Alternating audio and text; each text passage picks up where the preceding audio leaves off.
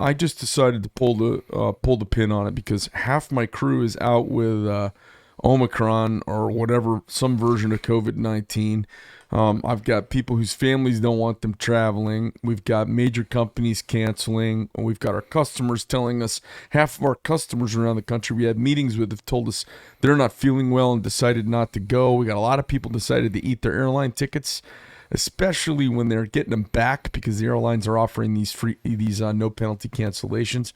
So SHOT Show has turned into a second year of bunk for us, and we just may never go back. But it's a wonderful place to go and see lots of new things going on in the industry, and people sojourn there from all over the Western United States. Long drives, little companies, startup companies, bigger companies, huge companies. It is a friggin' to-do. If you ever get a chance, it's not impossible to get in, but you got to kind of know somebody. You got to maybe your local firearms retailer maybe can get you a pass, or if you know somebody in the firearms manufacturing business or ancillary products to firearms, you can get in. It's a closed show. You got to be 18 to go. It's an industry show. It's not really a retail show, and they basically are launching what's cool, new, and hip for the upcoming year. Now, they just had the Consumer Electronics Show, and I saw some video from it, and it looked like a goddamn graveyard. So when I got that piece of data, now the techie world, the Consumer Electronics Show is full of techies, and a lot of them a bunch of hippie lefty Californians and texters from the left lib coast. So I would expect them to all be all scaredy cat, masked up and afraid to go, and blah, blah, blah, blah, blah. And those companies all have to deal with a bunch of chicken shit human beings. We don't have to deal with that so much, but if that's the bigger matrix I got to plug into and those people aren't coming, that's a nightmare for me. So we decided to stay here. Now, as the sojourn's going on, we have friends of the shop, friends of the shop. A lot of times they're coming through Phoenix. They've come across El Paso, come across here, they come through Phoenix, and they stop and say hi to a couple of friends and maybe have lunch or spend the night here and then on the way to Vegas. So we have that today. So our guest today is Chance Paris. Chance, welcome to the show. Thanks for being here. How you doing? I'm doing great. Thanks for having me. I fucking love that. It's one of the minor fun things I get to do in my life. Right? So you guys, for any of you who are gun nuts or firearms fanatics, or what I just call regular Americans, or if you're into knives, or you do any knife pimping, or you're into cutlery, I suppose there's almost limitless applications. But Chance's company's called Tac Co, Tacco. They're out of Texas. Where in Texas, you guys? Up around Amarillo. Up around Amarillo. Yes, sir. All right, cool. They make some really neat, very slight dimensionality, high performance coatings. We're gonna talk about that a little bit. Did you bring some samples with you today? Are they here? Yeah, we've got some here. Okay. Are they in the building, or are they out in your out vehicle? in my truck. Okay. Is that the kind of thing maybe we could give Bobby keys to, and he could bring some stuff in? Would you be comfortable with him doing that? Yeah, I should have had you do that before the show. You know what? Hey, Bobby, should we pause for a minute and let him go grab his stuff? Yeah. Yeah, let's just pause because it's not live and we can just clip it. So we're going to pause. We're going to let him step out. I don't know why I talked about it yesterday. I don't know why we didn't check. Right. So we're going to take a quick pause. When we come back, we're going to show you a bunch of the coatings. I'm going to ask a shit ton of questions. We're going to geek out a little bit on some of the chemistry and nerdology of it, and then basically let you guys see some badass images. For those of you who are on Spotify or iTunes and it's voice only, you'll be able to go to YouTube or Rumble, and you could actually watch the video and kind of see this. You can check us out over at the Greg Medford Show, YouTube or Rumble. Everywhere else, you guys were at iTunes and Spotify. You can listen while you're at work. It's like a Disney thing. That was whistle while you work, not listen while you work. But you can whistle. You can listen while you work, and find out about some pretty cool new. I think it's pretty kind of cutting edge, high performance coating stuff. We'll talk about when we get right back. Okay, everybody, we're back. So we've got a bunch of samples of pistols here that have got different coatings on them. We've got some chemicals out here on the table. We're going to talk about these, and then so let me tell you a little bit. This is the first time I've had somebody on doing like kind of new product technology type discussion. Let's talk a little bit about what we've got out here. We've got a bunch of pistols with different coatings on them, different colors. Let's slowly kind of, maybe we'll, I don't know, Bobby, can we see all of these? Sorry about that. No, you're fine. Can we see all these from the camera? Okay, so if I put them over here, can we see them? All right, so I'm going to just take this iPad. I'm going to lay this out of the way, and then we'll put these pistols right over here so we can take a look at them. They're sitting here. Let's just sit them all the same way, kind of like that. Now, for those of you who are not firearms people, these are all safe. They're racked back with open slides. We visually inspected them all, and we've laid hands on them all, so we know we have safe condition firearms in the building. For those of you who are gun guys, you know when you look at them and see them open that we've already done that. Just thought I would mention that because there's going to be somebody on there from iTunes just like, what's the deal? Dangerous people. Safety first. You guys are crazy. So talk to me a little bit about the coatings that are on these. What do you call? Are these all? Do these all have different colors of the same coating on here? Yeah, a lot of them are very, very similar. Okay, and then what's the coating called? This is our external weapons coating, is what this is. Do you call it like EWC1, or do you have a name for it? Or no, anything? we just call it Tac Co external coatings. Is what Tac Co external coating. So if they go to your website, what's your website? TacCoUSA.com. Can a home person, can a dude do this in his like garage if he's a pretty savvy dude, or is this commercial only? The way we're setting this up is it's either you're going to get our coatings from one of two ways: one through a manufacturer, or two through one of our certified applicators. Other than that, we're not going to have any DIY. Nothing along those lines. So if guys are watching this and they want this on their firearm, or they've been looking for a new coating, they, like one of the appeals of Cerakote obviously is like fucking anybody can do it, and chances are there's 7 guys in your hometown who are doing it in a garage shop and do it pretty well. Because I've seen those finishes done beautifully, but I've never liked that coating on any of my stuff. It's too thick. I don't like the way it chips off. I don't like the way it wears with Kydex. If you're finicky about your firearms, it doesn't. I think it looks ugly in no time. Now, I'm not finicky about my firearms. I don't care if they look ugly. I just don't like the shit. And the dimensionality I don't like. Right. As a knife guy that's obsessed with dimensionality, it makes a difference to me. Talk to me about these though. If somebody wants to get this, is there a lot of this around the country right now, or do they need to send it out to a few places at this point? Right now, we've got a few manufacturers that we're currently working with, and then we've got applicators in Tyler, Texas, Oklahoma City, and then we're working on another certified applicator in San Antonio. So for you guys who are like tech fags and you want to just jump on the newest shit whenever it comes out, and there are a lot of guys like that. Like, everybody's got Cerakote. I want something fucking cool. And I got to tell you guys, the feel of the coating is really nice. The look is lovely, and the feel is very nice.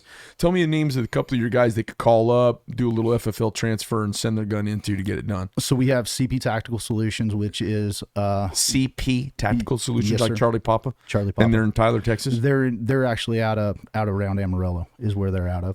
Okay. And then we have. And are they comfortable with somebody calling them up and sending the firearm in? Absolutely. Okay, cool. Absolutely. You have any idea what the lead time is to get something like that done? Right now, I think their lead times are probably 4 to 6 weeks, somewhere right around there from the time they receive the weapon system. 4 to 6 weeks. And if it takes 12 weeks and you get something fucking cool back that's done right, god damn it, it's awesome. Right. Who else you got? Right. We have EDC out of Tyler. You can just call those guys up and everyday carry out of Tyler, Texas. Okay.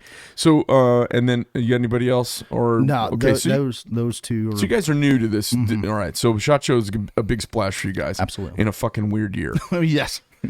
So my advice to you guys out there, first of all, the coating is really cool, and I can't obviously vouch for its like hold up over time. We're gonna talk a little bit about that, but after talking and hearing about this, and like if I was gonna send a gun out because I wanted some color and was gonna do it, I would absolutely opt for it. I think it's beautiful, and I love how not present it is. You know what I like about coatings is them not being there. Right. I like them looking there and not feeling there. So I hate when I've got a crisply machined firearm with all these great features and they melt away under in the coating fucking paint basically. It annoys me. And then they Cerakote advertised about 5 years ago at SHOT Show. They put stickers in the urinals. Yeah. and everybody pissed on him for the whole week. Yeah, I remember that. I mean, it was genius marketing, but I can't ever get that out of my head. I don't want anything that people piss on my gun.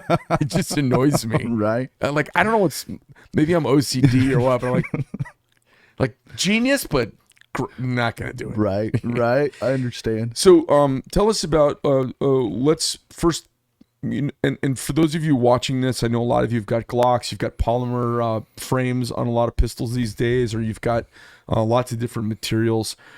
This looks like it'll go on any substrate. Virtually. I mean, we're even able to coat rubber. So, and then how do you have to prep the plastic before you put it on there? You have an adhesion,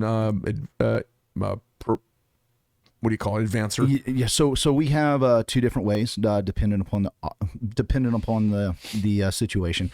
Typically on weapon systems, we prep basically the exact same way Cerakote you do with Cerakote.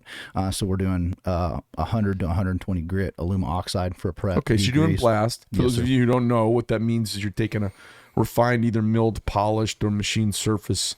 You're giving it an etch. It normalizes the sheen of the surface, and that kind of reflects through. It also gives microscopically a really good level of porosity for the coating to bond to. You get good adhesion that way. Yes, sir. Go ahead. So that's typically the way that we do that. We degrease everything, go through that process, and then it goes into an off gas, so we make sure that there's no oils in it, and then we apply the coatings. What you're feeling like on a weapon system like this, our coatings, the reason they feel different is because of the thinness of the coating. The coating's going on about 0.4 to 0.6 mils. So 0.4 to 0.6 mils for you guys, that's 4 to 6/10. So a mil in coatings and paint talk is a thou, basically. Yes, sir. Okay. So it's pretty thin. The industry standard's 0.75 to 1 mil. The other thing that you notice about our coatings that's really unique is the fact that when our coatings get wet, they become more tactile. Is it because they don't fill in the etching voids of the microscopic etching, or is it because in the coating? It's in the coating. Okay. So it's our proprietary craziness that we're putting into it. So do you guys have a chemist on staff? Yes, sir. How many chemists do you have? I've got one chemist and a chief engineer. Okay. Is it your company? Yes, sir. All right. And they're employees or partners? Or? They're employees. Okay. And did your chemist do anything like this before? He's been in coatings for a really, really long time. So okay. I've been very blessed to have him on my staff and to help me see the visions of what I want Tac Co to be here in the future. Cool. Very cool. And what do you call this color right here? Is this like a bronze color, or what do you call this? Like a midnight. It would be equivalent to like a midnight bronze in Cerakote. That's pretty sexy, and it would take something like a Glock and really turn it into a good-looking little, like two-tone. Yeah. You know, instead of that kind of plastic toy-looking thing, dude. It's got a great look to it. Well, and what's really unique about the coatings is how flat our coatings are. You mean when you talk about flat, you're talking about the sheen, light reflectivity. Mm-hmm. Okay. Yes, sir. Yeah. So you take like that Glock over there, which is, we bought these Glocks at the same time. This would be a stock Glock. Yeah. And you can see how shiny everything is. Yeah. The feel on it, and we've taken all of that away, and so it makes the gun look good from an operational. Do you have standpoint. it on the handle here also? Yes, sir. Oh, I didn't notice, so I put them next to each other. Oh, so that's why. So this doesn't have that kind of, I don't want to say slippery, but Glocks have got a little bit of a slippery feel to them. Obviously, they're injection molded parts. Injection molding requires a certain amount of lubricity for them to come relieve out of the mold. They also require a certain finish so that the mold lasts a long time, and obviously they make a lot of them. But this feels, I don't want to say not like a chalkboard. It's got a porosity, kind of grippy feel to it.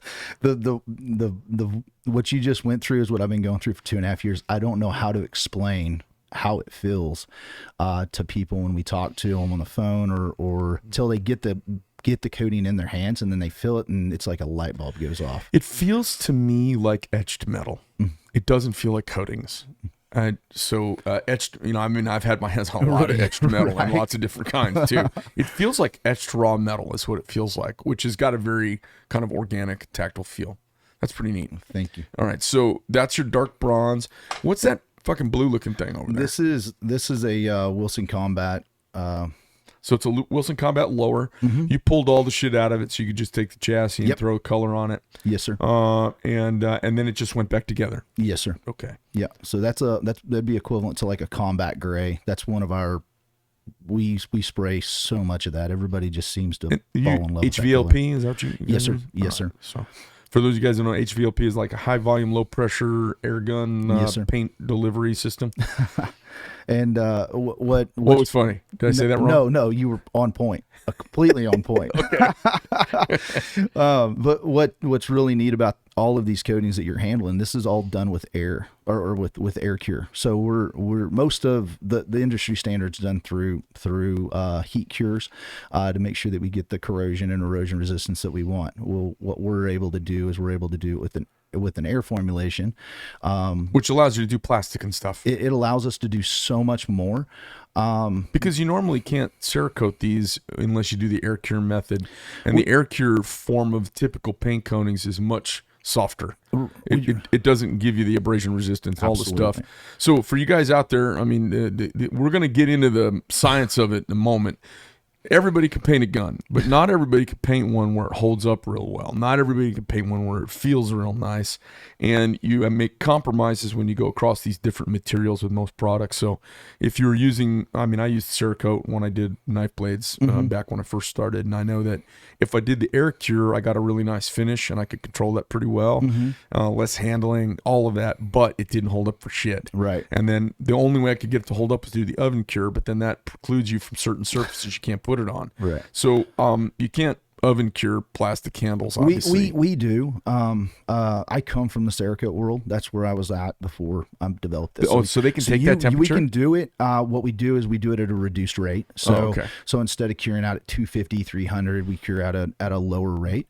But still, what we've noticed throughout the years is we're seeing distortions with that. Yeah, just the same thing. Of course. As we start coating these polymers and stuff, we see the frame shrinking or swelling or some sort of distortions. So when we started doing this, the whole concept was the KISS method, right? Like, let's keep it simple.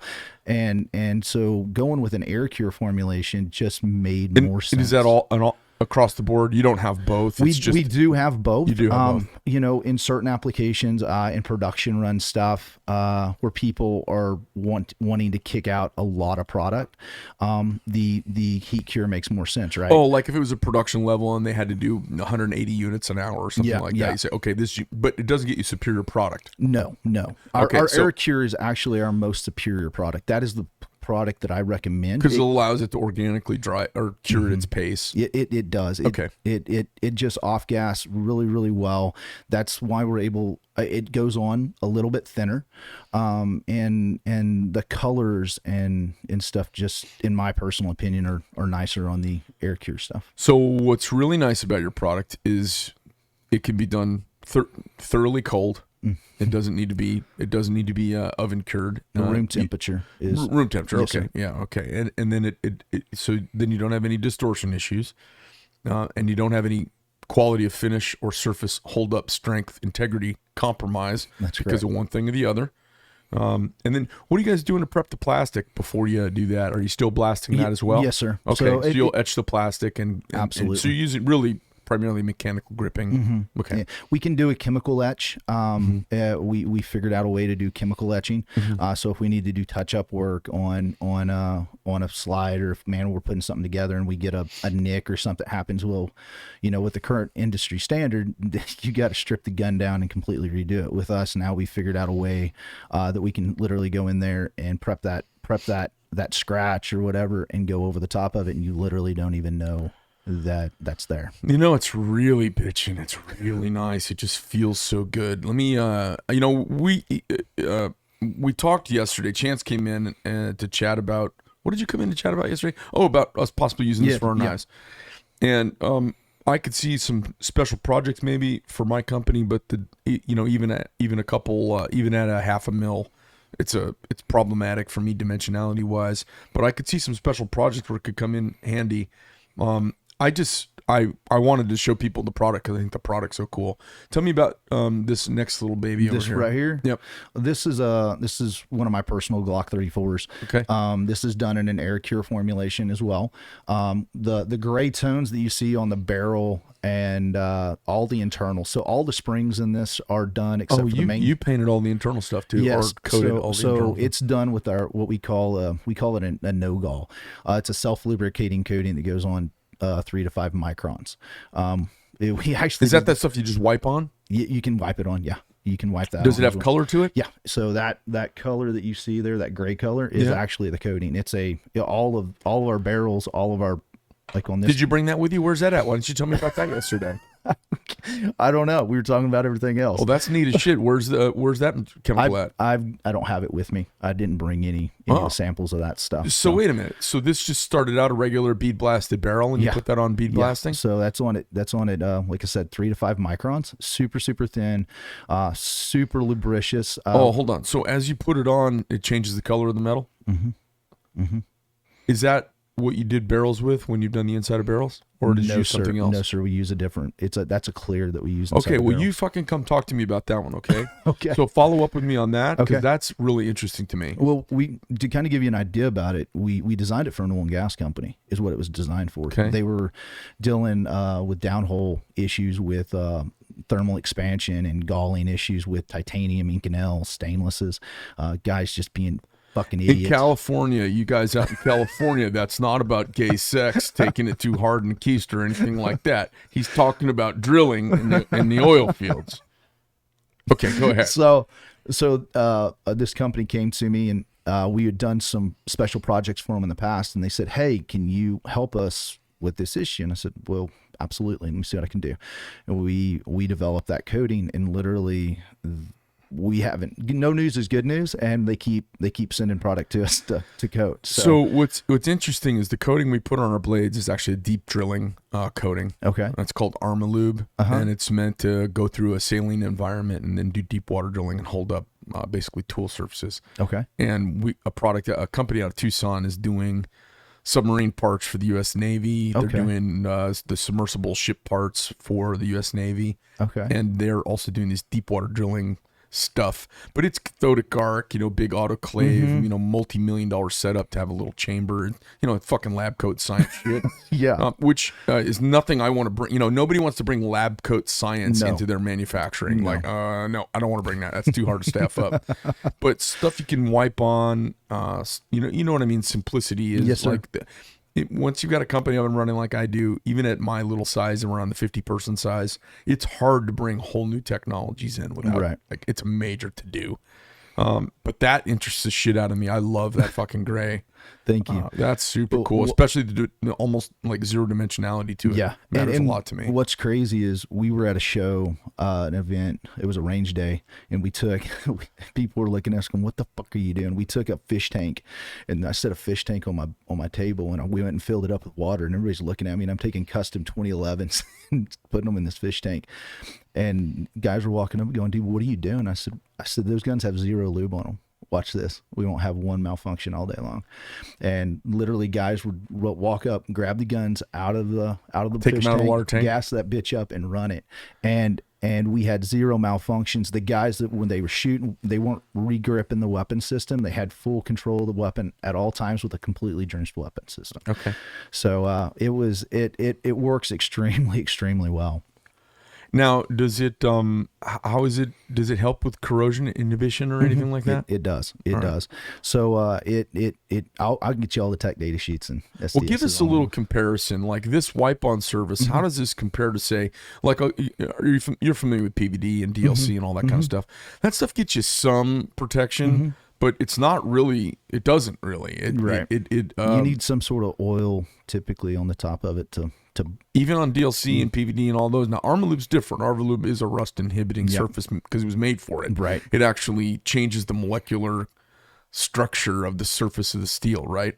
Which is something you had mentioned a little bit when you were talking about a couple of your wipe-on products. Yes, sir. And I see, like in the knife business, I see your wipe-on clear product as a retail product. Like that's got real potential. Thank you. But getting to that market's a whole nother animal, right? Finding all those little fucking guys who want that. There's a whole group of dudes who carry carbon steel knives or old-fashioned pocket knives. So stuff that does that simple rust inhibition is pretty amazing. Thank you. Yeah, so it's something. Does this have that quality to it as well? Yes. So you're looking this coating going on 3 to 5 microns. You're setting give or take right around 2,000 hours in a salt fog test. All right. Give everybody who's a kind of layman out there, how does that compare to like typical stainless steel that's raw? Do you know? Man, I can't remember right off the top of my head. That's for your promotional material. Like you and I are going to work on some promotional material, okay? Because I think if you show somebody what a stainless steel blade, because most modern knives are made out of a stainless, some sort of high performance stainless steel, right? If a stainless steel and they all rust, like stainless steel blades still fucking rust, right? So the ability to take a stainless steel blade and wipe something clear on it that inhibits rust everywhere for some X amount of time, like your typical pocket knife. Guys like to etch them and blast them, so they're real subtle looking, like this gray color. Right. But then they're real rust prone because they're now etched and the surfaces open up. You know what I mean? Right. Even if it's, unobtainium, rust-oleum steel, all of the S35s, they'll all rust a little bit if you get them around saline environment for sure. In like bluing and stuff, I know we're about 3 to 5 times more corrosive resistant than like a traditional hot blue. Okay. And then like these coatings, we haven't done, I mean, you're looking about 2,000 hours. These are setting around 3,500. They're about, I don't know, 3 times more in corrosive. a salt spray environment before you get the corrosion yes, sir. growth. So you start seeing that porosity starting to form on the surface. Okay. So 2,000 hours on this wipe-on gray coating, which is really thin dimensionally, and then on your applied coating that air cures, you're at 3,500 hours. Yeah, right around so there. For you guys who are fucking nerd out or geek out on the chemical component of this, you can kind of compare it to any spec sheet. How does that compare to how does it compare to the market you're jumping into? So Cerakote, what's Cerakote at? We're meeting and exceeding the industry standards. Okay. And Cerakote's usually around 2,000 to 2,500. I think they've got some coatings that are pushing 3,000 now. And you're at 3,500. And we're at 3,500. I'm just asking because when you're new to the market space and nobody knows your brand, and nobody knows your product, everything's like in relationship to what's known. Absolutely. And if anything you can say about your major competitor, like, I have a competitor, Swiss Army knife. Everybody fucking knows about them. Right. I have to continually redefine myself. Yep. In the face of this fucking gorilla in the living room everywhere I'm at, you know what I mean? Yeah. So, forgive the comparison because I'm trying to give people at home who are generally almost all going to be familiar with Cerakote. Everybody, it's a household name. Right. They've done a really good job. They've done an amazing job, and you've come along with wonderful product. And if they get their fucking senses about them, they'll come buy it from you for a bunch, send you down to fucking, someplace on the coast to retire. Sit there drinking Mai Tai and hang out. So, this is the plastic and the metal both coated? Sir. Yes, sir. All right, very cool. All right, let's see what else we've got here. So, on this one here, we'll take this one apart so you can see. Oh.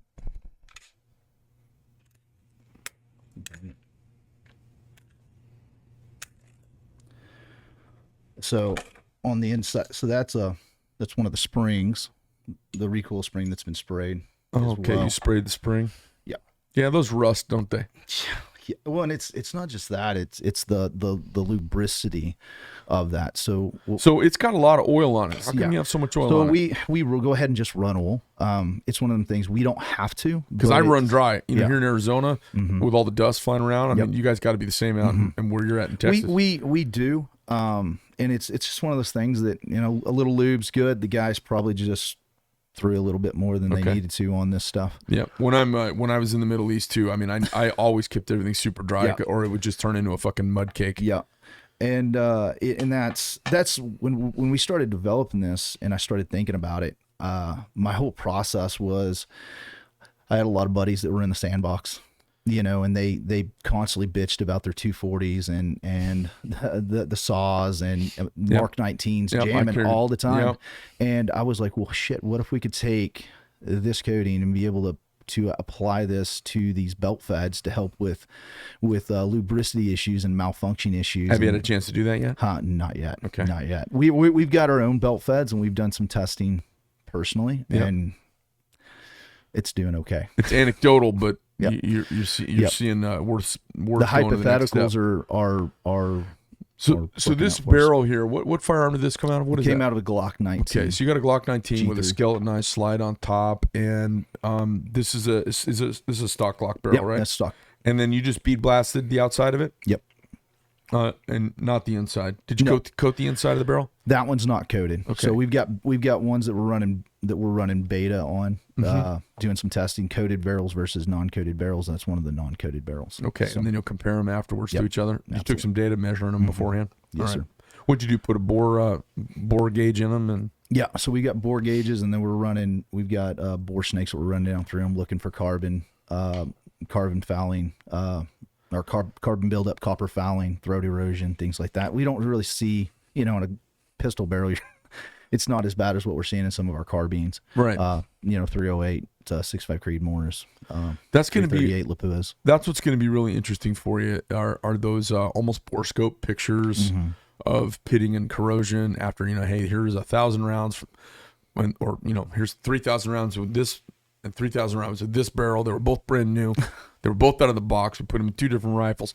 This one, we cleaned it with super snaky juice, and this one here did nothing, and we ripped them, cleaned them every 500 rounds, and here's what we have at the end. Yep. Like those pictures will be phenomenal. And we've got a lot of that we're building. But that's a pain in the ass. Building that archive of all that time. data is a lot. Yeah, no, I get it. And money. Yeah, it's a lot of money. It's been a crazy feat for us, but it's when everything comes together, I think people will be very surprised to see what the coatings are bringing to the table. Do you have a booth out at Chacho? I don't. So you're just going to walk the show and kind of do your I've got thing? some meetings with several companies that we're going to be talking to, and then I'm really looking forward just to hanging out and seeing some old friends that I haven't seen in several Well, years. hopefully they make it, because half of my customers canceled on me. Right. And they're like, Greg, we're really sorry. I'm like, don't worry, I'm not going.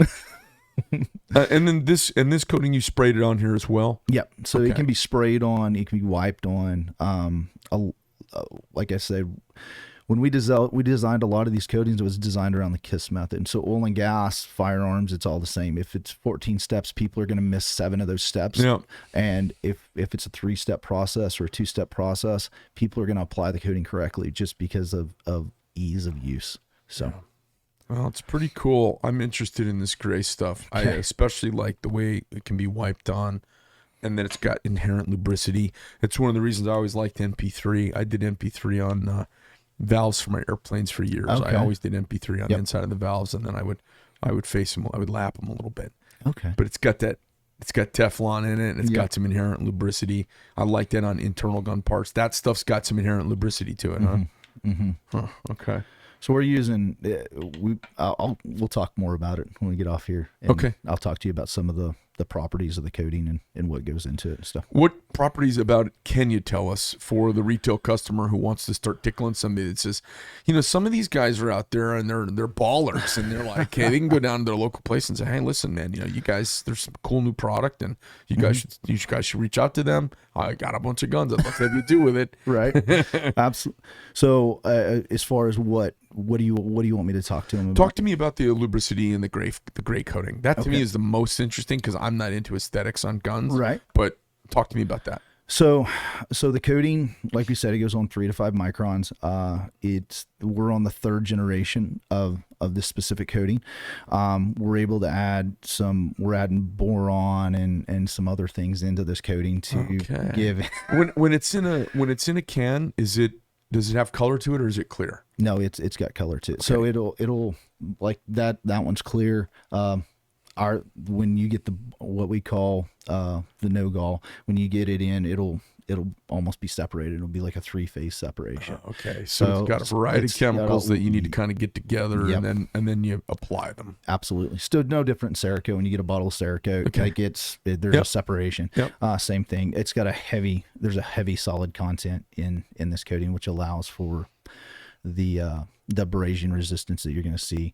The particles are extremely small. We're like 300 times smaller than anything else that's kind of on the market, which allows us to penetrate deeper into the substrate. What we're seeing with some of our testing is as you're running the weapon system and you look and you think you see deviation, right? Like the coating's gone and you're like, well, fuck, it failed.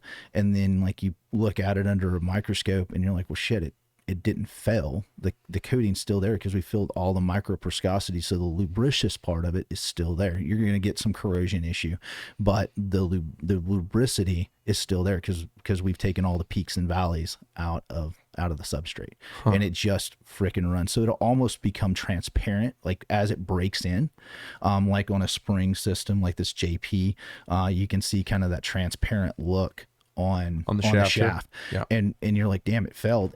But it's still so lubricious and it runs so smooth.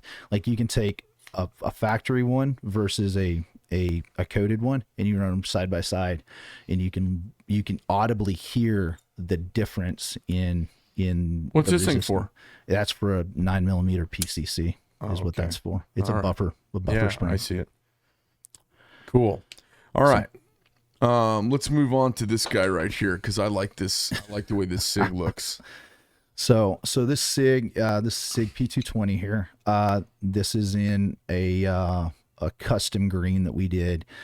This has also got all the lubrication coatings throughout the whole entire thing. Okay, so hold on a second. Because the green looks like something from fucking Russia. Because those Ruskies always have some fucking weird ass green. Right.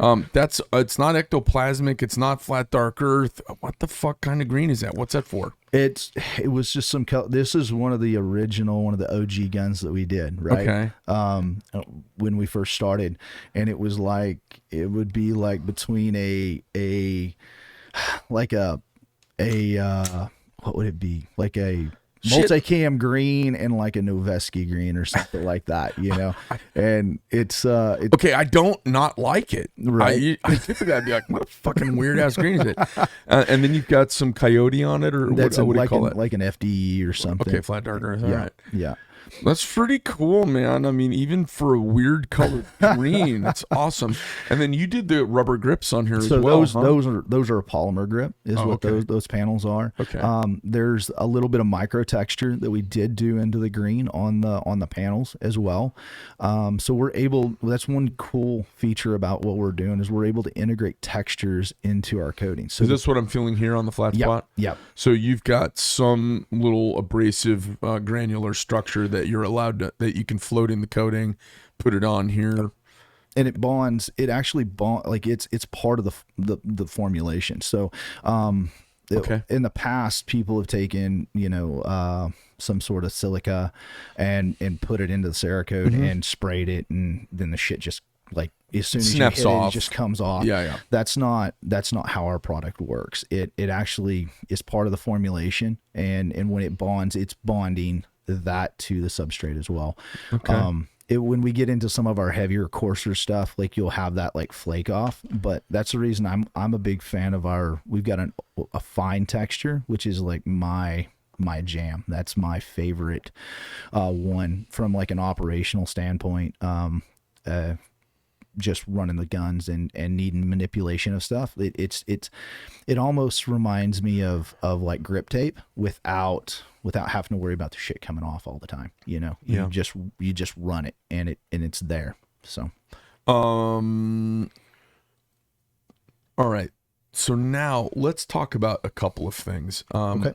You've got some clear products you told me out. For you guys who are knife nerds, you may be into this part, or if you have bare metal things in your mechanical life that can occasionally be prone to some oxidization. So a perfect example of that are kitchen steak knives. Part of the challenge in the industry is that people don't care for their stuff the way they used to. If you ever pick up an old kitchen knife from like my grandparents had, carbon steel kitchen knives with some wood handles on them, and they're almost like brown and splotchy. And if you cut some lemons with them, part of them gets different. Yeah. And then you can clean them off and sand them down and make them all shiny again. And within a couple months, they're just brown and splotchy and patinted again. Yeah. If you were to take a high carbon steel knife while it's clean and it's just come to you from your maker and it's getting ready to get that patina over time, or you've got your Damascus kitchen cutlery that can still be harmed from lemons and that kind of, cutting citrus.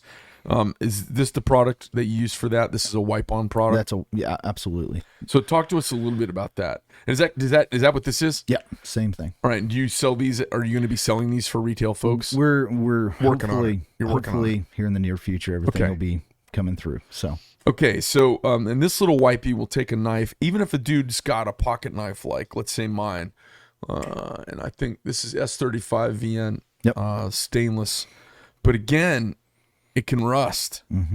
So you would take that and wipe it right on here. Yep. The only thing is, how do you know it's on here? You'll see that wet out. So it's no different. Even when it dries? No. When it dries, it's a transparent clear. There's no way to tell that it's on there? There's really no way to tell that it's on there. And what's that thing do? So this is for some other stuff that we've got. So when we were doing beta testing and stuff, we needed a way to see if our coatings were wearing and things along those lines. So what we were able to do is put into our coatings to where you can see a UV marker into our coatings. So anywhere you see blue is where our coatings might be. Oh, okay. So it's an R&D way to kind of keep a check on what's we were happening. doing, like some of the companies that we work with, they want that in there because can you put it in here? We could absolutely put it in there. The only deal is like if you took your knife out in the sun, Arizona sun here, like your knife would have like a blue sheet to it because of the UV light.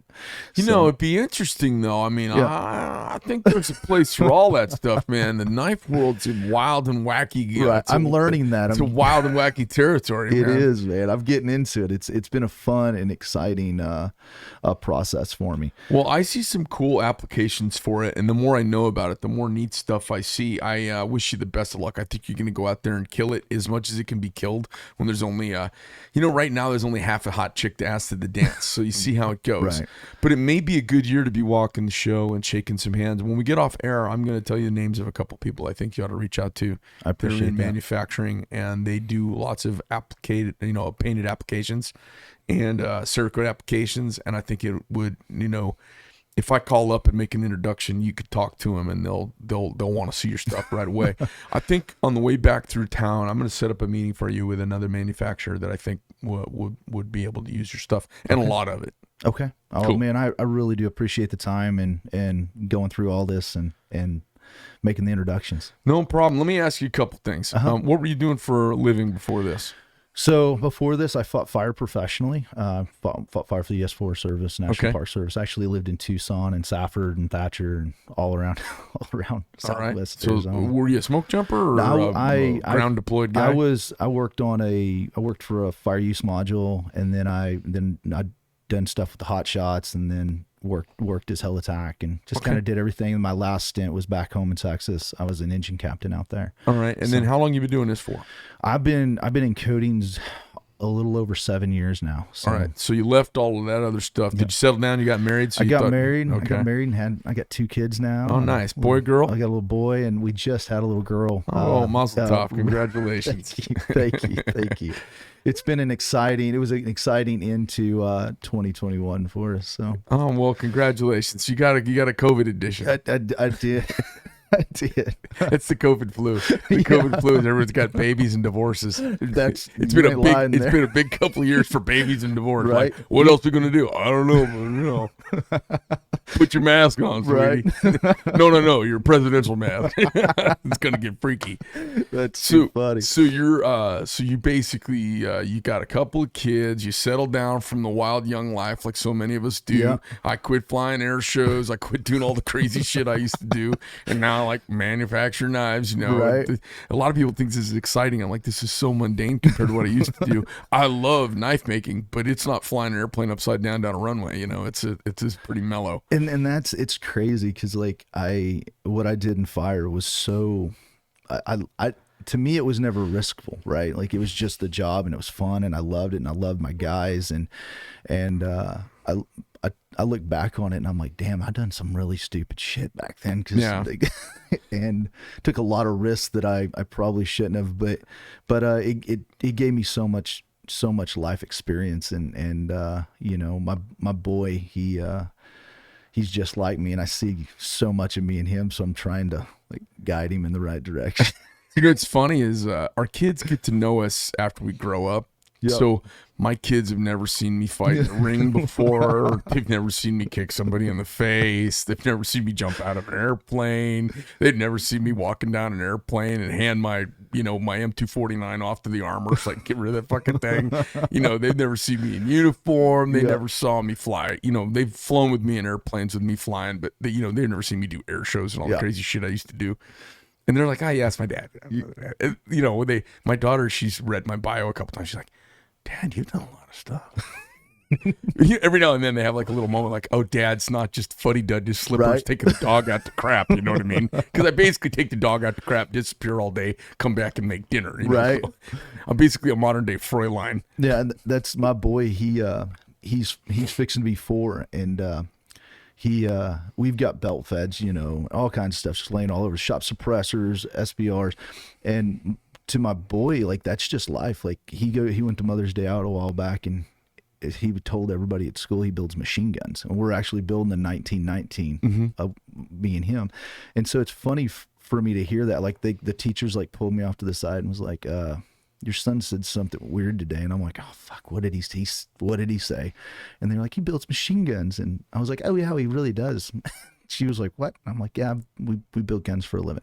And it's just funny because that's my boys shooting machine guns, and it's just his life, and he has no idea that that's a very small percentage of it's not normal. But for him it's just, my dad builds guns for a living. My kids are the same way. I mean, they've got knives and they've got guns, and you know, they head out to the airport, we're gonna work on the airplane. They just think that's all normal. I'll tell you a quick funny story, and then I'll let you go because I know you got stuff to do. We ended up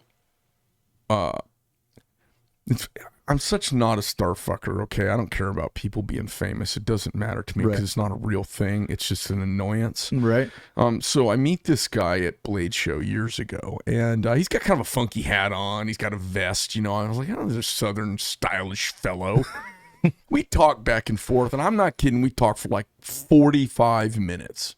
And he's got a group of dudes with him, and they're all kind of funky, southern, fashionably interesting. Right. You know, weird hats and a fucking feather, and they're wearing vests and fucking cool boots and shit. I'm like, oh, look at the fucking southern guy, get a little flared down. So we talk back and forth, and he's like, well, is this all you do? I said, yeah, just knife making. And I said, I pretty much just hang out with my kids now. My daughter likes to sing, so I play guitar for my daughter and sing and, you know, make fucking knives.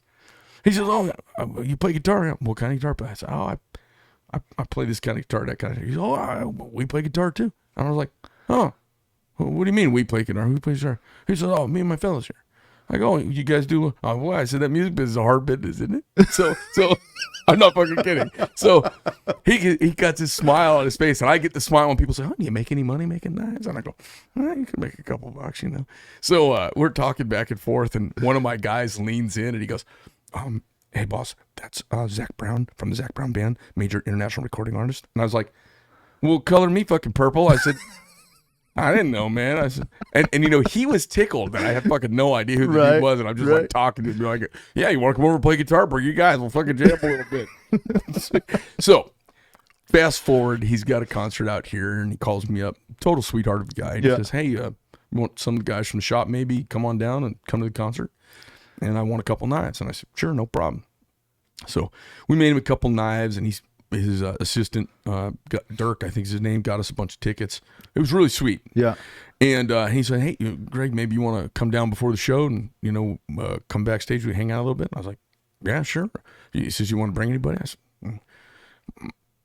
you know, Amy, my wife at the time, she was like, I'm not really country music, you know, go ahead. Right. So I took my daughter. So my daughter, she goes down, and we pull up, and I was driving a 911 Porsche at the time, and I come pulling up to a back gate, and they're like, "Oh, Mr. Medford, right this way." Oh shit! The gate opens up. I mean, there's cars everywhere. It's like a fucking, it's concert, a big concert. I pull in, I pull up next. They're over here this way. Guy flags me. I pull right next to a swanky concert bus. One of those big diesel pushers. Yeah. We get out. We walk up. Whole band comes out. They greet us. We go up, step up in this concert bus, and we hang out for a little bit. So we got the guitars out. We're playing a little bit of guitar. He bought a moonshine company. We're drinking some moonshine. Yeah. Then he asked if we want to have dinner. We go and have dinner. And, my daughter's there, and she's just, she thinks it's great. And then we walk backstage, through the stage, down the front. And he comes out, and the band plays, and we watch a concert. That's so cool. It's my daughter sees this. Okay. So really cute. This is one of the funny stories. So I don't know, like 6 months later, my attorney calls me up. He's like, "Hey, man, Bruce Springsteen's playing in Dallas. Let's go." And I was like, okay. So we hopped on an airplane, and I was telling my daughter, I said, "Hey, I'm going to Dallas tonight. I'll be back tomorrow. I'm just going to see Bruce Springsteen play." She goes, "Oh, what are you guys going to have for dinner? Are you guys going to play guitar on the bus?" She just thinking that's fucking normal, It was so cute. No, you get all these little fun little experiences meeting all these folks who like stuff that we do. You're going to have all those too with all the coatings, I'm sure. Once we hop off air, we'll chat a little bit, okay? And sounds great. Pleasure having you in. Tell everybody the website again. It's TacCoUSA.com. TacCoUSA.com. And then what can people do out there if they want to help you? They like your story and they think it's pretty neat. The biggest thing is to you just start following us and start talking to people about our products and just supporting us and supporting my applicators. I think one of the things you guys should do is reach out to the two folks, the guy in Tyler, Texas, and the one guy up in, where's the other guy? Up around Amarillo. You got a guy up around Amarillo, guy in Tyler. Watch the beginning of the video. We talk about them. What's their companies again? EDC? CP Tactical in Amarillo, and then EDC out of Tyler. You guys reach out to them and maybe if you got, most of us have 10 or 12 Glocks, take one of them and send it out and make it cool. I like having a cool Glock. Yeah. I mean, you got to have a Gucci Glock every once in a while. Yeah, take one of your Glocks and make it cool. And what's nice is it's a kind of cool. Like, I'm not gauche. I don't want a bunch of weird shit done to it and bells and whistles. I like that two-tone Glock, and I like the feel of it because it doesn't feel like a plastic gun. Right. And that's the thing about Glocks, and I like Glocks a lot, but they have a kind of mass-produced plastic gun feel because they're a mass-produced plastic gun. Yep. And plastic has got a certain property to it because of the surface conditions required for molding. But that feels so. Let me hold that thing again. So this thing just feels. It doesn't feel like a plastic gun. I know it is a plastic gun in my head. My hand knows it's a plastic gun. But it just feels kind of different. So I think it's a pretty neat product. Well, I wish you the very best. Thanks for coming on. Thank you so much. Appreciate it. All right, everybody, that's our show for the day. Check us out over on iTunes. Check us out on Spotify. Check us out on Rumble when we do our political stuff. We've had to diversify so much because everybody and all these big tech oligarch motherfuckers they're trying to stop me from saying fuck Joe Biden. They're trying to stop me from saying let's go Brandon. They're trying to stop me from saying stuff about the election. I don't even know what to say about anything anymore, but they just shut me off. So we've diversified our risk to a lot of different pools, and we appreciate your support. Greg Medford, The Greg Medford Show. I'm out.